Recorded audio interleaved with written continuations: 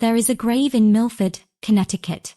It sits in the third row of St. Mary's Cemetery on Gulf Street, under a white oak tree that has been growing there since 1971. The headstone is small, gray granite. The inscription reads, Baby Girl Callahan. October 14, 1982. Gone too soon. Forever in our hearts. I have seen a photograph of that grave.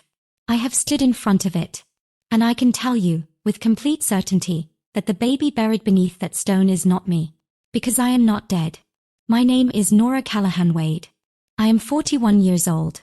I am the founder and CEO of Meridian Capital Group, a financial services firm valued at $300 million. I have 160 employees. I have offices in New Haven, Hartford, Boston, and Chicago. I have a husband named Aaron and an 11-year-old daughter named Margaret who argues about bedtime with the confidence of a federal prosecutor. And 3 months ago, I stood at a podium in front of 2,000 people at the Forbes Future of Finance Summit in Chicago, Illinois, while a woman sat in the third row and watched me. A woman who had not seen me since the night she left me at a hospital 41 years ago. A woman who went home afterward and told her family that her baby had not survived. A woman who put a headstone in a cemetery in Milford, Connecticut, with my name on it, so that no one would ever look for me. She sat in seat 7, third row, navy blazer, silver hair, program trembling in both hands. She had registered for the event using a fake name and a publication that did not exist. She had been tracking me for months. She thought she was going to walk into that ballroom and find a daughter who did not know she was coming. What she found was a daughter who had put her in that seat on purpose. I knew she was coming. I had known for 6 weeks.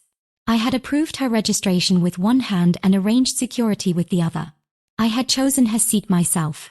Because after 41 years of being a ghost in someone else's story, I decided it was time to be the one holding the pen. But to understand why I made that choice.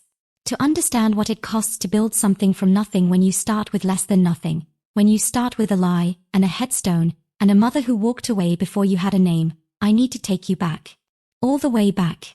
To the night of October 14, 1982. To a hospital in Bridgeport, Connecticut. To a 21-year-old woman who made a decision.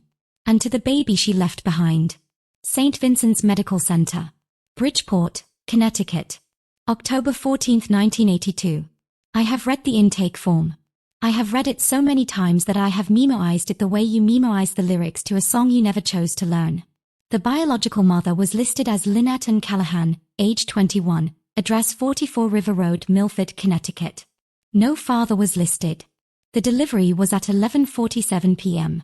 The baby was healthy, 6 pounds, 3 ounces, full term, no complications.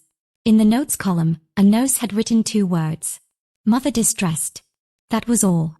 Mother distressed. No follow-up notation. No social worker call logged that night. No record of anyone sitting with Lynette Callahan and asking her what she needed. She came in alone, delivered alone, and by 2:15 in the morning, she had signed the voluntary relinquishment form and left the building. She left me in a bassinet in the newborn ward with a hospital bracelet that read, Baby Girl Callahan. I have that bracelet now. I requested it from St. Vincent's Records Department in 2011 when I was 29 years old, and after 6 weeks of paperwork and 2 phone calls with a records administrator named Pat who was deeply kind about the whole thing, they mailed it to me in a small brown envelope. It arrived on a Tuesday. I opened it at my kitchen table. The bracelet was the size of my thumb. White plastic. Black stamped ink, slightly faded. Baby Girl Callahan. I held it for a long time. I was not crying. I was calculating, the way I always calculate when something is too large to feel all at once. I was thinking, this bracelet is the first thing that ever had my name on it. And the name was wrong. And the person who gave me that name walked out of the building 7 hours after I was born and told everyone she knew that I had not survived. I was 3 days old when Margaret and Dennis Wade came to get me. Margaret Eileen Wade, née Forsyth, was 34 years old. She had been a third-grade teacher at Asylum Hill Elementary School in Hartford for 6 years. She had warm hands and a laugh that started low and built into something that filled a room. She kept a yellow legal pad on the kitchen counter where she wrote grocery lists, phone numbers, and occasional reminders to herself that she decorated with small hand-drawn stars. Dennis Raymond Wade was 36. He had been teaching shop class at Hartford Public High School for 9 years. He was a quiet man, Not cold, just economical with words, the way people are when they have learned that most situations do not require commentary. He had large hands from years of working with wood. He smelled like sawdust and coffee in a way that I will never be able to fully explain but will never forget. They had been trying to have children for 11 years. 2 failed adoptions before me. The first fell through at 8 weeks when the biological mother changed her mind. The second ended with a medical complication that I was not told about until I was an adult. 11 years of trying. 11 years of a yellow legal pad that probably had a lot of unanswered prayers scribbled on it between the grocery lists. The call from St. Vincent's came on the morning of October 17, 1982, 3 days after I was born. Margaret drove to Bridgeport in the rain. She told me this story every single year on my birthday. The same details in the same order, because it was not just a story to her, it was a document. Evidence of something she needed me to understand. She would say, "It was raining so hard I could barely see the highway. I kept the radio off because I needed to think. I had been called before, Nora. I had driven to hospitals before and come home with empty arms. So I was not letting myself feel anything yet. I was just driving." And then she would pause. Every year, the same pause. And then she would say, "But when they put you in my arms, you looked up at me. You were 3 days old. Babies that age cannot really focus yet. But you looked right at me. And I thought, oh, there you are. I have been looking for you." I cannot tell you how many times I have heard that story. 41 years of birthdays. 41 years of the same pause before there you are. I have never once gotten tired of it. I did not know I was adopted until I was 7 years old, and even then, the word felt less like a revelation and more like a label being placed on something I had always already known without language for it. Margaret told me on a Tuesday in March 1989 after I came home crying because a girl named Chelsea Horton had told me during recess that I did not look like my parents. Margaret sat down at the kitchen table. She folded her hands. She always folded her hands before she said something important, like she was steadying herself. She said, "You did not grow in my belly, Nora. But you grew in my heart for 11 years before I ever met you. And the day they called me and said there was a baby girl at St. Vincent's who needed a mother, I drove through a rainstorm to get to you." I remember looking at her hands on the table. I remember thinking, her hands look like mine will look someday. I was right. They do. What Margaret and Dennis did not tell me that day, and what I would not learn until nearly 3 decades later, was anything about Nora Callahan. They genuinely did not know much. The paperwork had given almost nothing. No forwarding address. No explanation. Just a name and a signed form and a baby who needed a home. Dennis would tell me years later, when I was in my 30s and we were sitting on the back porch on Gillette Street, that he had wondered sometimes. He said, "I used to look at you doing your homework at that kitchen table, and I would think, whoever she came from, they were smart. Because you are so smart it scares me a little." And I wondered if they knew. I hoped they did not know, because that would be worse. I did not know how to respond to that. So I just sat with him in the quiet of the back porch, the way you sit with a truth that is too large for conversation. The person outside my family who shaped me most in those early years was a man named Gerald Okafor.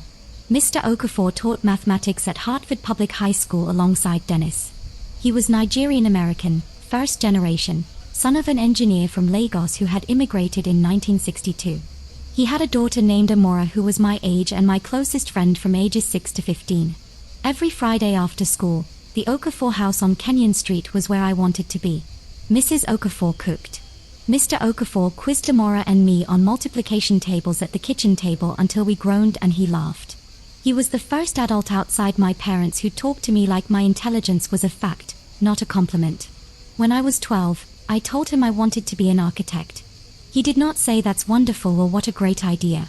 He looked at me very seriously, as if I had proposed a business plan, and said, "Then you will be. But first you will understand trigonometry. Not memorize it. Understand it. There is a difference." He was right. There is a difference. I did not become an architect.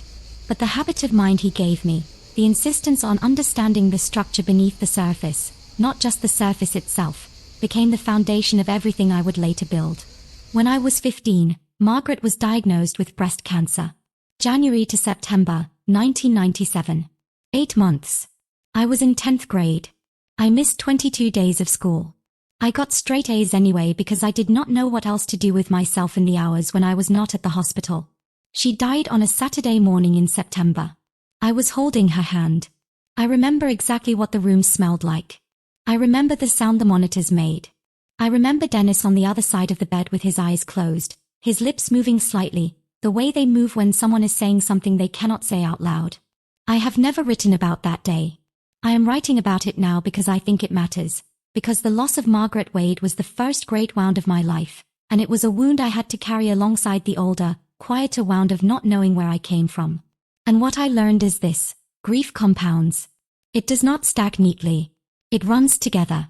When you lose the mother who chose you, you inevitably think, somewhere in the dark, about the mother who did not. I thought about her exactly once in that hospital room.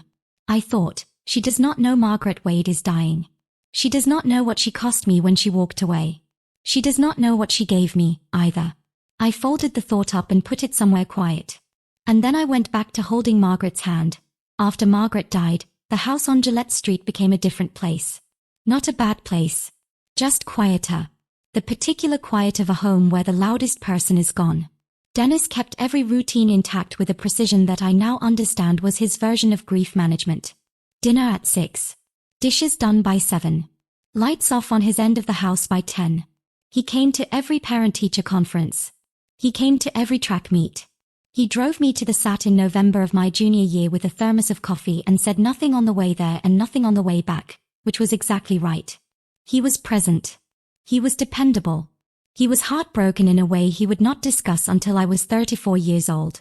I threw myself into school with the desperation of someone trying to outrun something. AP Chemistry, AP Calculus, AP American History, Student Government Treasurer, my first elected financial role. Track and field, where the only thing that mattered was the distance between where you started and where you finished. I graduated Hartford Public in June of 2000. Ranked 4th in my class. Partial scholarship to the University of Connecticut, Storrs campus. A Pell Grant that covered the rest. Total cost out of pocket for my first year of college, $2,300. Dennis and I had been saving it in a joint savings account since I was 12. He had contributed every month. $50 here, $75 there, a larger amount when overtime came in. When I looked at the balance the summer before I left for school, I did not know what to say. He said, "Your mother started that account." I just kept making deposits. I cried in the car on the way to campus. Not in front of him. I waited until he had driven away. I majored in economics at UConn. Not because I had a passion for macroeconomic theory, but because numbers had always been the language I thought in first. I had grown up watching Dennis budget our household to the dollar, watching Margaret grade papers at the kitchen table with red pen and a yellow legal pad, watching Gerald Okafor explain that every equation was just a question with one honest answer. Numbers did not perform for you. They did not tell you what you wanted to hear. They told you what was true. I needed things that told me what was true. By junior year I was tutoring economics students who were 2 levels above me. By senior year I had completed 2 internships at Westbrook Asset Partners, a mid-size asset management firm in Hartford, and received a full-time offer before my diploma arrived. I also did something in my senior year that I have never spoken about publicly. I wrote a letter to St. Vincent's Medical Center. Not requesting records, I was not ready for that yet. Just a letter. 3 paragraphs. I introduced myself. I said I had been born there on October 14, 1982, and relinquished for adoption shortly after. I said I was doing well. I said I had been loved by extraordinary people. I said I was not looking for anything in particular. I just wanted someone, somewhere, to know that the baby in that bassinet had made it. I never received a response. I mailed it anyway. Because some things need to be said even when no one is listening. I started at Westbrook Asset Partners in August of 2004, 3 weeks after graduating. $48,000 a year. Entry-level analyst. The office was in a glass building downtown Hartford, 12 floors, a lobby with marble tile and a receptionist who called everyone by last name. For 4 years, I learned everything I could from everyone around me. How institutional capital moved. How risk was priced and mispriced. How the firms that survived 2001 had survived it, and how the ones that did not had failed. I made myself indispensable in ways that were not always recognized and sometimes were claimed by people above me who had louder voices. I was passed over for a promotion in 2006 that went to a male colleague with 18 months less experience and a better golf game. I wrote the incident in a small notebook I kept in my desk drawer. Not out of bitterness. Out of habit. I was the daughter of a woman who kept a yellow legal pad. Documentation was in my blood. I kept the notebook. I kept going. In the fall of 2008, the world came apart. Lehman Brothers filed for bankruptcy on September 15, 2008. I was sitting at my desk when the news came through. Within weeks, the entire asset management industry was in a kind of institutional panic I had never seen before. Senior partners who had been in the business for 30 years were making decisions out of fear. I watched from my junior analyst chair and thought about Gerald Okafor. Understand the structure beneath the surface. Not just the surface. What I saw beneath the surface was not just collapse. It was absence. There was a massive gap opening between the businesses that had access to capital and the ones that did not. Small businesses, the dental practices, the regional logistics companies, the family-owned manufacturers, were being abandoned by traditional finance at exactly the moment they needed it most. They were too small to matter to the firms scrambling to protect their largest clients. They were invisible. I had spent enough of my life knowing what it felt like to be invisible that I recognized it instantly in someone else. In November of 2008, I called Patricia Mercer. Patricia was 44 years old. She had 14 years of institutional lending experience, a dry sense of humor, and a zero tolerance for the kind of posturing that took up most of the oxygen in most finance offices. We had worked together briefly at Westbrook before she left for a competing firm. We had stayed in touch through the kind of intermittent emails that become important in retrospect. I told her what I was seeing. She told me she was seeing the same thing. We had lunch at a diner on Asylum Avenue and spent 3 hours drawing diagrams on paper napkins. By January of 2009, I had resigned from Westbrook. I had $31,000 in savings. I had a laptop, a lease on a one-bedroom apartment in New Haven, and a plan. Before I continue, if you have ever been the person in the room who had to build their credibility from scratch, not because you were not qualified, but because nobody handed you a starting point. If you know what it is to carry a wound you did not earn and build anyway, in spite of it, sometimes because of it, drop the word foundation in the comments below. I read every single one. Every comment. Every story. Because the reason this channel exists is you. And subscribe if you haven't yet. Because what comes next, what I built, what she found, and what happened in that ballroom, is everything. Patricia Mercer and I started Meridian Capital Group out of her dining room in New Haven in February of 2009. The dining room table was a 6-person oak table that her ex-husband had left behind when he moved out in 2006. She had always meant to replace it. Instead, for the first 8 months of Meridian's existence, it was our entire office. 2 laptops. 1 printer. A whiteboard we propped against the china cabinet. And a shared Google Drive folder that we named, with complete sincerity, the plan. Our pitch was simple. We structured financing solutions for small businesses that traditional banks and asset managers had deemed too small to service profitably. We knew the instruments. We knew the regulations. We knew how to price risk on businesses that most of our former colleagues would not have looked at twice. And we were willing to do the work that larger firms found unprofitable, the detailed analysis, the relationship building, the patient capital structuring, because we believed the return was there if you were willing to look closely enough. Our first client was a dental practice in Bridgeport, Connecticut. I want you to notice where that is. Bridgeport. The same city where St. Vincent's Medical Center stands.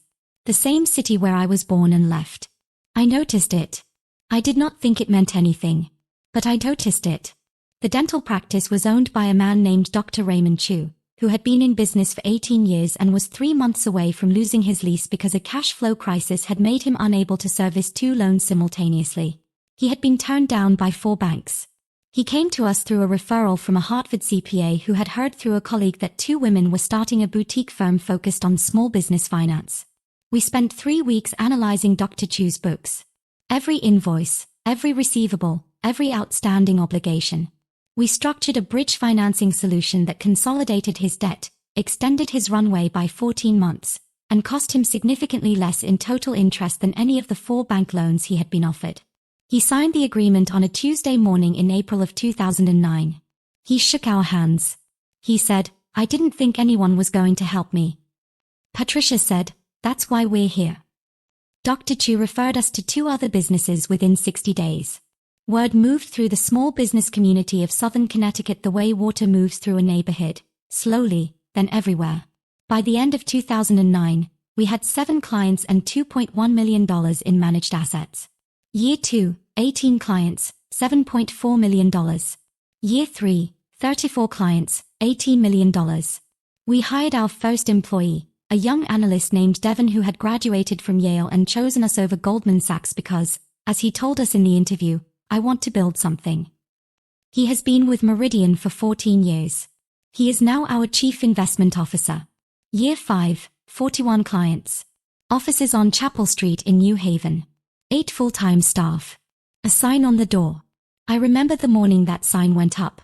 Patricia and I stood on the sidewalk in February cold, coffees in hand, looking up at it. Meridian Capital Group. Black letters on a matte white background. Patricia said, "We are going to need a bigger whiteboard."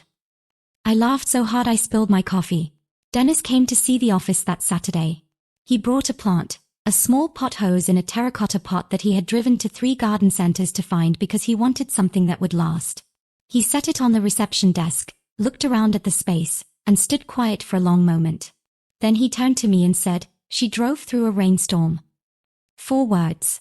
He did not say her name. He did not need to. I knew exactly who he meant. I kept that pot hose plant on my desk for 11 years. It is currently in our New Haven office in the corner near the window. It is enormous. It has probably heard every important conversation I have ever had. In 2011, when Meridian was 2 years old and I was 29, I hired Dale Strom. Dale was a private research specialist, the kind people hire when they want information that is technically available but difficult to find. He had 20 years of experience and an office above a dry cleaner in Stamford. He was methodical, discreet, and completely without sentimentality, which was what I needed. I gave him what I had, the name from the hospital bracelet. Lynette and Callahan. The Milford, Connecticut address from 1982. 6 weeks later, Dale sent me a report. Lynette Callahan had married a man named Robert Hearn in October of 1988, 6 years after leaving me at St. Vincent's. She had changed her name to Lynette Hearn. She and Robert had settled in Milford. They had 2 children. A son named Bryce, born 1990. A daughter named Cassandra, born 1993. She had a family. A complete family. A husband, 2 children, a house in the same Connecticut town where I apparently had a headstone in a cemetery. She had replaced the family she had walked away from with a new one that did not know the old one had existed. Dale also found something else. In 1984, 2 years after leaving me at the hospital, Lynette Callahan had purchased a small grave marker at a cemetery in Milford. St. Mary's, Gulf Street. The plot was listed under the name Baby Girl Callahan, October 14, 1982. She had not just told people I was dead. She had bought a grave. I read that part of the report 3 times. I set it down on my kitchen table. I stood up, walked to the window, and looked out at the street for a while. I was trying to understand the architecture of it. The planning required. You do not buy a grave marker impulsively. You go to a cemetery. You fill out paperwork. You choose a headstone. You write an inscription. You pay. She had done all of that. For 29 years, there had been a headstone in a Connecticut cemetery with my name on it. I closed the report. I put it in a manila envelope. I wrote on the outside, in my neatest handwriting, Callahan. October 1982. Do not open until ready.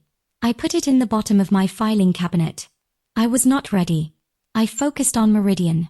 Year 7, $112 million in managed assets.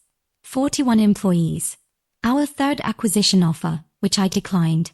I was not building something to sell. Year 9, series of institutional partnerships with 2 of the largest accounting firms in the Pacific Northeast. A mention in the Wall Street Journal in a piece about women-led financial firms reshaping small business lending. My phone buzzed the morning the journal piece ran. It was Dennis. He had read it online. He texted, "I am showing everyone at the diner. Do not tell me to stop." I texted back, "I would never." Year 11, 2020. The pandemic hit every small business client we had. Every single one.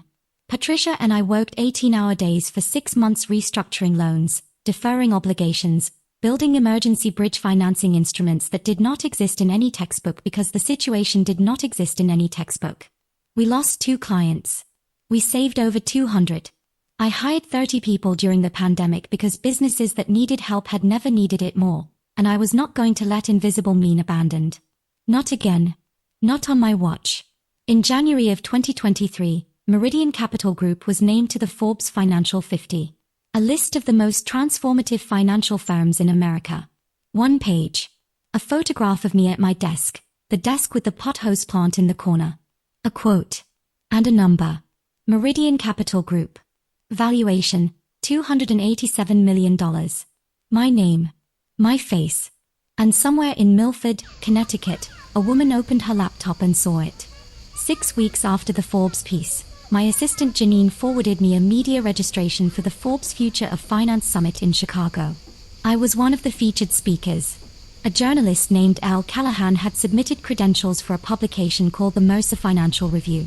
Janine flagged it because she could not verify the publication. She had Googled it from 4 different angles. It did not exist. I asked her to check the registrant's contact information. 10 minutes later, a Gmail address created 8 days earlier. A phone number registered to a Lynette Hearn in Milford, Connecticut. Hearn. The married name from Dale's report. I sat in my office for a very long time. I thought about the manila envelope in my filing cabinet. I pulled it out. I read Dale's report again, for the first time in 12 years. Every page. The marriage record, the children's names, the cemetery receipt, the grave marker. Baby girl Callahan. October 14, 1982. Gone too soon. Gone too soon. I thought about a 21-year-old woman in a hospital room at 2 a.m. making a decision she would spend the next 4 decades living with. I did not know what her life had been. I did not know what fear looked like from inside her bones that night. I had never let myself try to imagine it, because imagining it meant humanizing something I had needed, for a long time, to keep at a safe distance. But I was 41 years old now. I had built something. I had a daughter of my own. I knew what it was to love something so completely that the idea of losing it was physically unbearable. And I thought, what does a woman carry for 41 years when she has done what Lynette Callahan did? I did not call security. I did not deny the registration. I approved it. I assigned the seat myself. 3rd row, seat 7. Clear sight line to the podium. She would be able to see my face for the entire 12 minutes of my remarks. I arranged with Janine that if Nora Callahan attempted to approach me during the reception, Janine was to give us space but remain visible within 20 feet. Then I did not tell anyone. Not Patricia. Not Aaron, my husband, who had known the basic outline of my adoption story for 15 years but had never seen me engage with it directly. Not my chief of staff. I carried it alone for 6 weeks, which was not healthy but was very me. The morning of the summit, I stood in the hotel bathroom at 6:47 a.m. Navy blazer. Hair up. The same composure I had walked into every boardroom with for 14 years. I looked at myself in the mirror and said, out loud, in the quiet of that bathroom, "You are Nora Wade. Dennis Wade drove you to college in a 1997 Ford pickup. Margaret Wade drove through a rainstorm. You know who you are." Then I walked out and went to work. I watched Lynette Callahan enter the ballroom on the monitor backstage at 8:12 a.m. Navy blazer, silver hair. She found her seat and sat down with the careful deliberateness of someone who had rehearsed this moment. She opened the program. Her eyes went immediately to my name on the speaker list. I watched her face for a full 30 seconds on that monitor. She looked like a woman trying to match a memory to a reality. Looking at the name, looking at the photo on the program, looking at the stage. Checking. Rechecking. She looked like a mother. And that was the hardest part, because she had no right to that look, and she wore it anyway, the way people wear the faces they cannot help but have. I walked onto the stage at 9:05 a.m. 2,000 people. Patricia in the front row with her coffee. Aaron in the back with 11-year-old Margaret, who had been allowed to skip school for this and was eating a croissant with the focused satisfaction of someone who had negotiated hard for the privilege. Jeanette at the side door. And in the 3rd row, seat 7, a woman in a navy blazer with a program in her shaking hands. I gave my 12 minutes. I talked about what Meridian was built for, not exits, not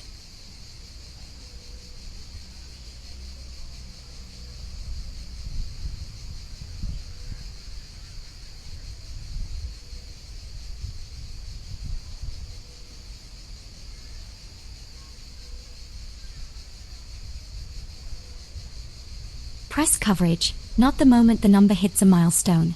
For the businesses that traditional finance had decided were too small to see. For the clients that other firms returned calls to last, if at all. I said, the financial industry has always been very good at seeing value in things that already have a name. My entire career has been about finding value in things the system decided were invisible.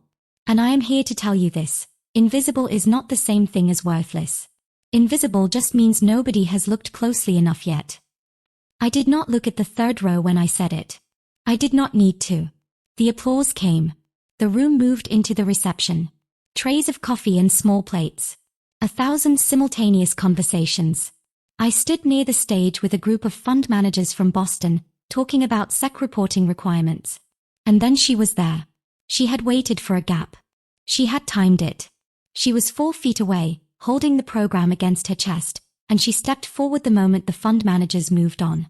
She said, "Ms. Wade. I'm sorry to interrupt. My name is Lynette Hearn. I think there is something we should." I said, "I know who you are, Lynette." The color left her face in one clean motion. Like a window going dark. Silence. She said, "You know." It was not a question. I said, "I have known your name since 2011. I hired a researcher. You were not difficult to find." She looked around the room. At the banners. At the 160 employees of Meridian Capital Group networking around us. At the podium I had just stood at. At my name in the program she was holding. She said, "Nora." The first time she had ever spoken my name. I let it land. I did not respond immediately. I gave it the space it deserved. She said, "I need you to understand. I was 21. I had no money. I had no support. I was terrified, and I made a decision that I have regretted every single day since that night. I told people you didn't survive because I could not explain what I had done. I didn't know how to." I said, "I know." She stopped. I said, "I am not angry at you, Lynette. I want you to hear that. I made my peace with this a long time ago. You were 21 years old, alone, and scared. And because of the decision you made, Margaret Wade drove through a rainstorm to get to me. And because of Margaret Wade, I am standing in this room. So I understand more than you think I do." She was crying. Quietly, carefully, like someone trying not to make a scene, which given that she was in a room full of finance executives was probably the right instinct. She said, "I have thought about you every single day. Every year on October 14th. I had no way to find you. I did not know if you were even alive, if the adoption had gone through, if you had been." I said, "I was fine. I was more than fine. I had a father who showed up to every track meet and a mother who died too young but loved me completely while she was here. I had everything." She closed her eyes. A long pause. She said, "I have grandchildren. My son Bryce has 2 girls. They are 6 and 4. And I have thought, for the last few months since I saw the Forbes article, I thought that maybe, your children, do you have?" I said, "I have a daughter. Her name is Margaret." She opened her eyes. I said, "She is 11 years old. She is in this room right now, in the back row, eating her second croissant and probably listening to everything. She knows there is a story she will learn when she is older. I have always believed she deserves the full truth. When she is ready." Lynette looked toward the back of the room. She could not see Margaret from where we were standing. But she turned toward her anyway. I said, "I also know about the grave, Lynette." She looked back at me. She said, "Nora." I said, "St. Mary's Cemetery. Gulf Street. Baby girl Callahan." I said it without anger. Completely level. "You bought a headstone. I know." She put her hand over her mouth. I gave her a moment. Then I said, "I have one question. And I want you to be honest with me. Not the version you have rehearsed. The truth." She nodded. I said, "Did any part of you come here today to ask me for something?" The question sat between us like a stone in still water. She was quiet for a very long time. Her hands had stopped shaking. She said, "Yes. I wanted to ask if there was a chance. A chance to know you. To be something. Not your mother. I know I am not your mother. But something." I nodded. I had expected this. I had prepared for this. I said, "I don't know yet. I want to be honest with you the way I would want you to be honest with me. I don't know what is possible. I don't know what is right. I have a daughter I am raising to know where she comes from, and that includes you. But what that means in practice, what role if any you play, I cannot tell you today. She nodded. Not arguing. Not pushing. I said, what I can tell you is this. You did not kill me. And whatever you were trying to do when you put that headstone in the ground, whatever story you needed to tell yourself or the people around you, it did not erase me. I was here. I have always been here. And I built all of this. I gestured, not dramatically, just a simple open palm gesture at the room around us. The room with my name on the banners. The room with 160 people who worked for a company that started on a dining room table with $31,000 and a plan. I said, I built all of this. Without you knowing I existed. Which means I did not need you to believe in me. I just needed you to have walked away. She looked at me for a long time. Then she said, very quietly, I think that might be the most devastating thing anyone has ever said to me. I said, I know. I'm sorry. And I meant it. If you believe that what was meant to erase you sometimes becomes the very thing that builds you, drop the word built in the comments right now. Because that is the truth of this channel. Every single story. The leaving is not the ending. The leaving is the beginning. And if you are the one who was left, if you are watching this because you know what it is to start from a place other people cannot see, subscribe. Because this channel was built for you. Every orphan has a story. We are telling them. That evening, Aaron and I sat in our hotel room while Margaret slept on the rollaway bed. I told him everything.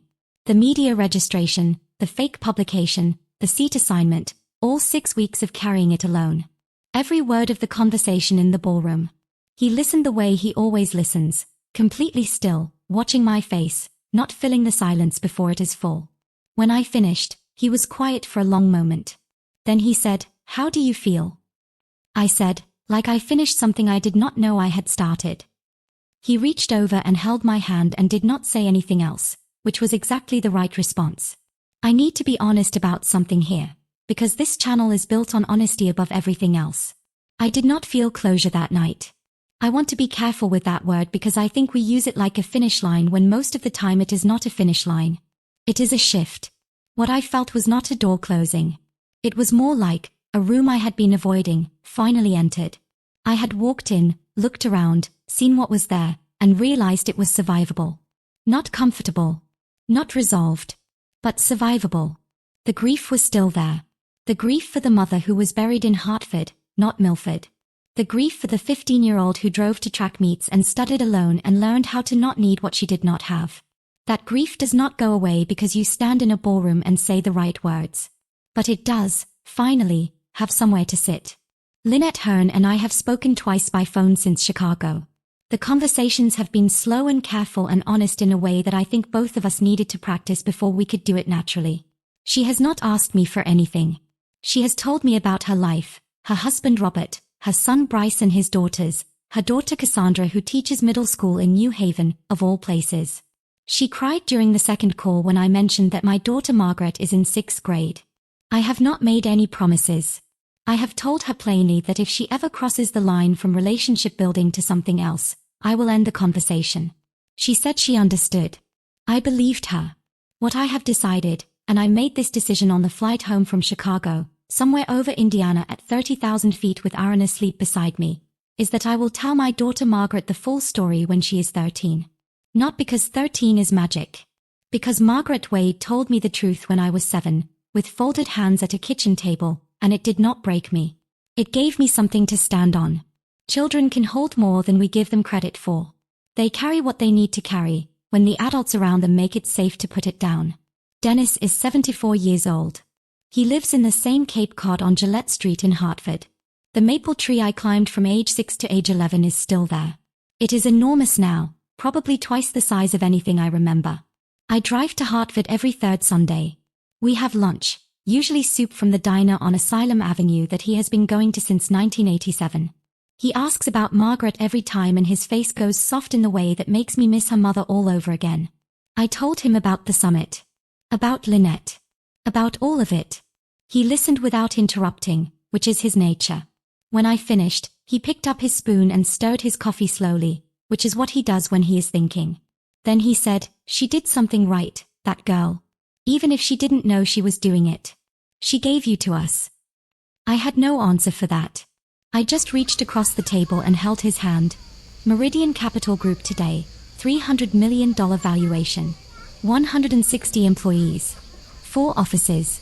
Financing structured for over 1,400 small businesses across the Northeast. Devon is our CIO. Patricia retired 2 years ago and sits on our board. The pot hose plant is still alive. We are not the biggest firm. We have never tried to be. We are the one that shows up.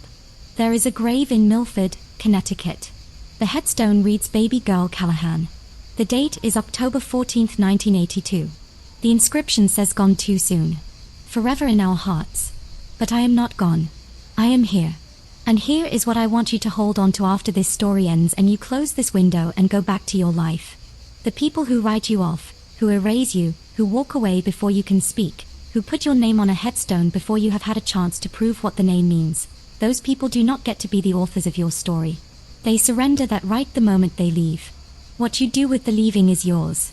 If you were born and left behind, if you were handed to someone else at a hospital, on a doorstep, in a waiting room, if you were the child that was not supposed to be spoken of, that was filed away, that was explained with a story that was not true, you did not become less.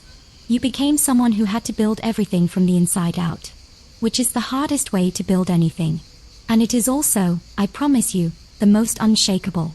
Because what you build when you start from nothing, when you have no inheritance, no cushion, no name that opens doors, is yours in a way that nothing handed to you ever could be. Nobody can take back what you built with your own hands. Nobody can repossess the person you became in the dark. My name is Nora Callahan-Wade. I was left at St. Vincent's Medical Center in Bridgeport, Connecticut on October 14, 1982. I was raised on Gillette Street in Hartford, Connecticut by 2 school teachers who loved me like a fact, not a feeling. I built a $300 million company. I have a daughter named Margaret. I stood in a ballroom in Chicago and looked a woman in the eyes who had told the world I was dead, and I told her that I was not. I am not gone. I never was. This has been Orphan Origins. Like this video. Subscribe. And if you want to share your own origin story, drop it in the comments below. Every story. Every single one.